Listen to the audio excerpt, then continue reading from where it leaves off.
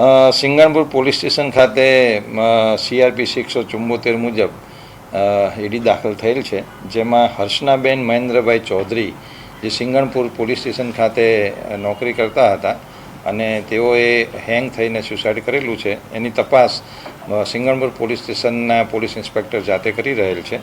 આ તપાસમાં એક સુસાઇડ નોટ રિકવર થયેલી હતી, જેમાં કોઈનો કોઈ નામજોગ ઉલ્લેખ નથી, પરંતુ છેલ્લી લાઇનમાં બેન એવો ઉલ્લેખ કરેલ છે કે બહુ મોટી ભૂલ કરી નાખી છે અને જેની પર ખોટો વિશ્વાસ મૂક્યો, જેને કંઈ મારી પડેલી નથી.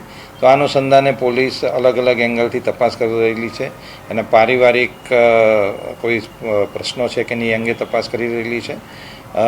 એમના જે રૂમ પાર્ટનર બેનના હતા જિગીસાબેન ગામિત, એમની પ્રાથમિક જે પૂછપરછ કરેલી એમાં એવું ધ્યાનમાં આવેલું હતું કે હર્ષનાબેન જે હતા એમને એક પ્રશાંત સીતારામ ભોઈ જે પોલીસ ડિપાર્ટમેન્ટમાં સાયબર ક્રાઇમ સેલની અંદર ફરજ બજાવે છે, તેમની સાથે પ્રેમ સંબંધ હતો.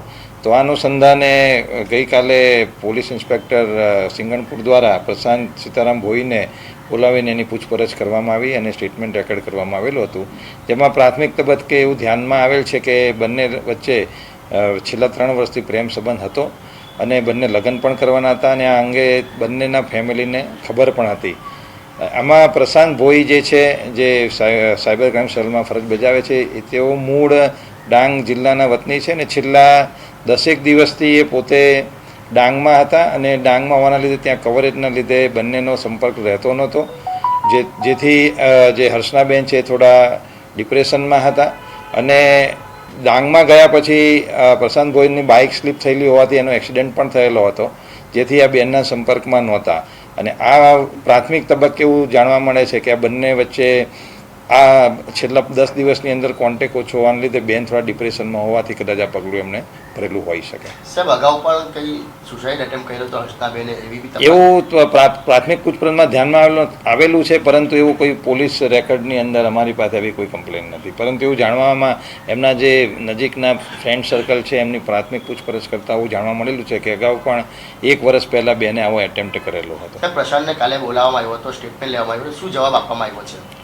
અમે કહ્યું જ બંનેના પ્રેમ સંબંધ હતા, એ એક્સેપ્ટ કરે છે, બંને મેરેજ પણ કરવાના હતા.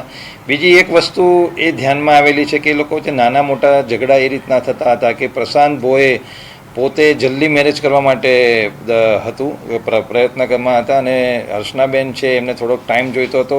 આ અનુસંધાને એ લોકો વચ્ચે નાના મોટા ઝઘડા થતા હતા અને હર્ષનાબેનને મગજમાં એવું હતું કે આને થોડીક ઉતાવળ છે મેરેજની, તો કદાચ બીજા કોઈ જોડે કરી લે. એ અનુસંધાને બંને વચ્ચે નાના મોટા ઝઘડા થતા હતા એવું પ્રશાંત પોતે સ્વીકારે છે. આભાર.